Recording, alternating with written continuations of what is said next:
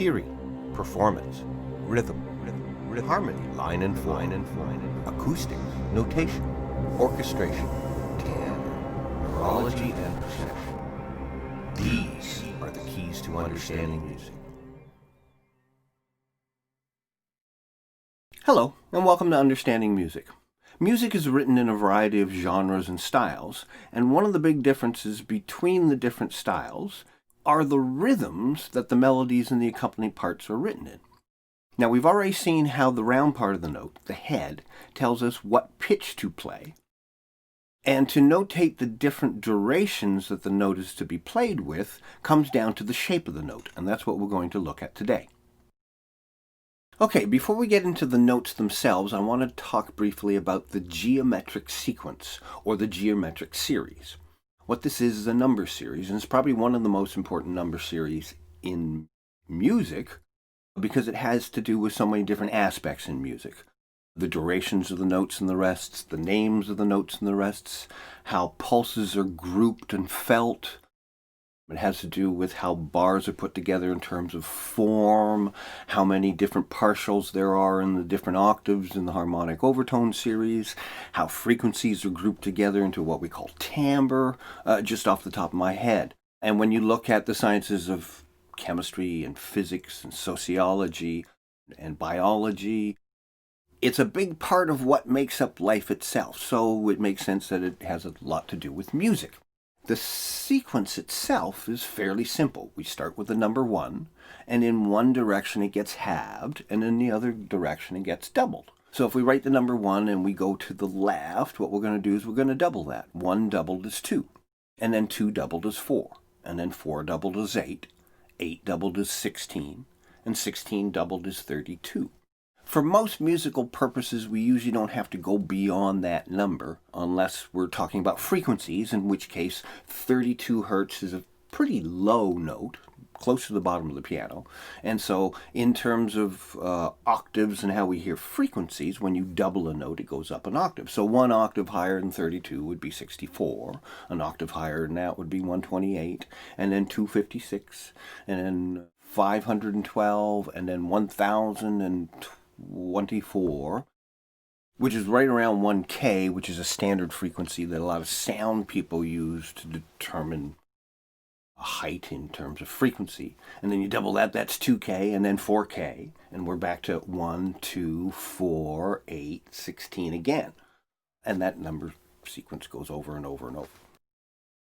So if we go back to the 1 and we go in the other direction, a half of 1 is a half. A half of a half is a quarter, and already we can start to see a pattern happening. If we double 1, it becomes the number 2. If we half 1, it becomes the number 1 over 2. If we double 2, it becomes 4. If we half 2, it becomes the number 1 over 4, which is a quarter. And so that sequence, again, it happens in both directions at the same time. So a half of a quarter is an eighth, a half of an eighth is a 16th, a half of a 16th is a 32nd, and again, for most musical purposes, we don't need to go beyond that. However, if you're going to write computer music, yes, maybe you will, in which case the next one was after 32 is 64, and then 128th, and then 1 256, and so on with that same series. And eventually you get up into the thousands, and by that time, even for computer music, you don't have to worry about anything higher. But the sequence does go on to infinity in both directions. Now, at the turn of the first millennium, when music notation was in its infancy, at that time we were still in the time of chant, plainsong. And plainsong really only had long and short notes. By that time, they had sort of a medium note that you could double the length of a note in certain instances and at the end of what we now call a cadence point. And so you may have a melody that was da da da da da da da da da. And that's about as fancy as rhythms got in melodies. Shortly after the turn of the first millennium, about a century later, they started getting into a concept they called rhythmic modes, which is a way of taking these long notes and dividing them up into smaller divisions. Instead of one long note, you could break it up into 2 shorter notes or 3 shorter notes in particular rhythms. Ba ba ba, ba ba ba, and ba ba ba ba ba. And I think also 3. 1, 2, 3, 1, 2, 3. And so what they were doing, they were for the first time subdividing the beats. And as music progressed on into the 14th century, they started subdividing them more and more, and so they started changing the values of the duration of the notes and what they called them at that time. Finally, we get up to the 16th century, and by that time they had completely gone away from the idea of certain notes being used in certain ways in terms of duration, and they separated the two. Notes were notes, durations were durations. And they came up with a system to notate all these different durations. And the way they did that is they changed the shape of the note depending on how long that note was supposed to be. Now, most music that has a rhythmic feel uses small groups we call a measure. Here in North America, we call it a bar.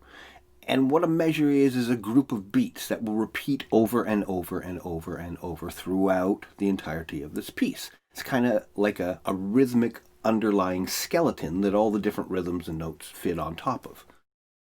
And in one of these measures, or bars, is a certain count. In most cases, it's usually a count of 2 or 3 or 4, although there can be others. And so if we were using a count of 3, then one bar would be 1, 2, 3. 2 bars would be 1, 2, 3, 1, 2, 3. 3 bars would be 1, 2, 3, 1, 2, 3, 1, 2, 3. 3 repeating counts of 3. A waltz is in the feel of 3. If we're counting in 2, it's 1, 2, 1, 2, 1, 2. That would be 3 bars in a count of 2. By far, the most widely used grouping is the grouping of 4. 1, 2, 3, 4. 1, 2, 3, 4. 1, 2, 3, 4. And that's 3 bars of a count of 4. And why I mention this is because the names of the various notes come from how they fit into one of these measures, or a bar.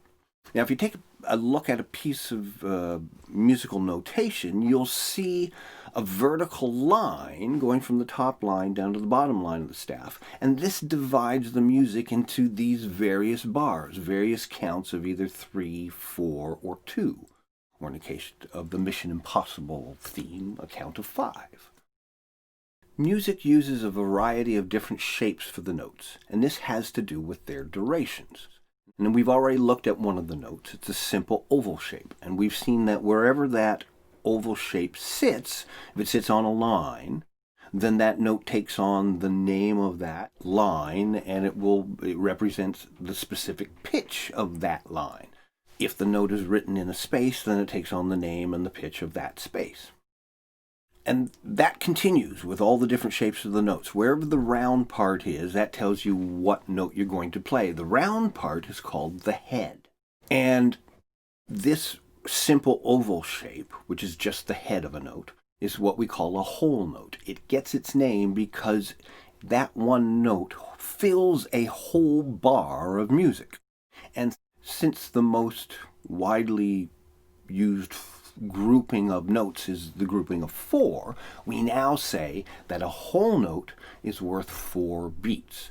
And so if your count of music is 1, 2, 3, 4, then I would use that one note to represent a note that was supposed to be, that full count. 1, 2, 3, 4, and off. That would be represented with what we call a whole note. Now, if I wanted to have a note that was only half that duration, 1, 2, and then off, that's only half the duration. So what we do is we call the whole note a half note. But since we already have a shape for the whole note, we need a different shape. So what we do is we use a little straight line, a stick, which we call a stem. And it sits on the side of the note like this. And a note can be written with the stem up, in which case it's on the right-hand side, or stem down, in which case it's on the left-hand side. And that depends on whether it's a high note or a low note. Notes that are below the middle line of the staff, they have stems that go up. Notes that are above the middle line, they have stems that go down. If a note is right on the line, it can go either way depending on how the phrase of music goes.